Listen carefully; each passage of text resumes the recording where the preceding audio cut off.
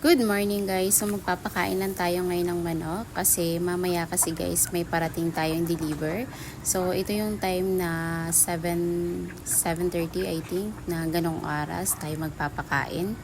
So ayan, nung natapos nga ako nito at ako'y magagawin pa, papakain pa ako ng aso. So kailangan ko na matapos at darating na anytime yung ating supa. So ito na guys ang ating supa, binubuksan na at ang ating dining table. So nung nabuo na siya at natanggal na yung balot, so ito nga pala siya guys, brown at dirty white guys yung aming kinuha. As you can see, so ayan, hindi siya ganun kalaki at hindi rin naman siya ganun kaliit. So ito ang aking paboritong spot, ang ating dining table kasi napakalaki niya guys. So kung napapansin nyo guys, ang kapal-kapal niya. So ang kapal talaga guys nung nasa baba niya. So ang bigat talaga niya guys yan. Ang kapal niya guys. So sa isang tao siguro isang buhat na ng ganyang paa niya. So ito naman yung pinagtanggalan ng ating mga sa dining table. So ayan, hindi susunugin natin yan mamaya. So sa ganda ng ating table at sopa. So ayan, naipon lahat. So darating na aking kids.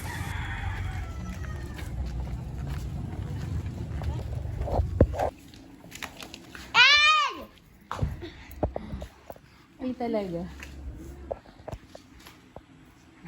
Pwede na magsali ko dito na rin.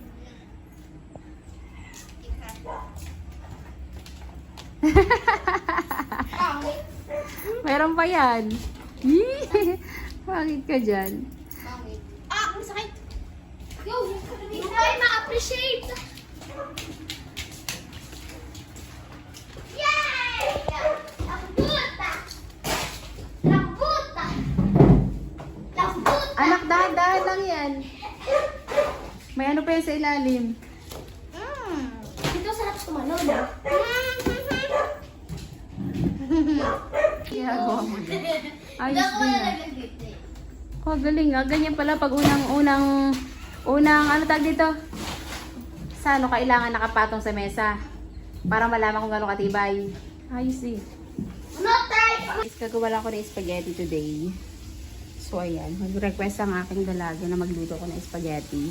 So binyagan daw namin yung aming mesa today. So nasunog ko na pala guys yung nandito. Yung tinanggal dito. So ayan. Binyagan daw namin ito guys. Guys, ang ating spaghetti.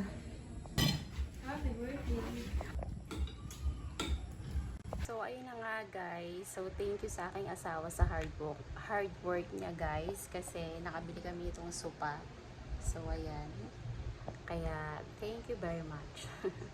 Tsaka guys, isang bagay, malaking bagay na rin kasi yun guys. Tuwing may bisita. Kasi wala kami talaga normally na upuan. So nagtsatsaga lang kami guys dun talaga sa kahoy.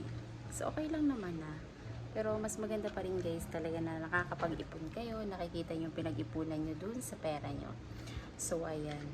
Tsaka lalo yung mga bata. So ayan guys.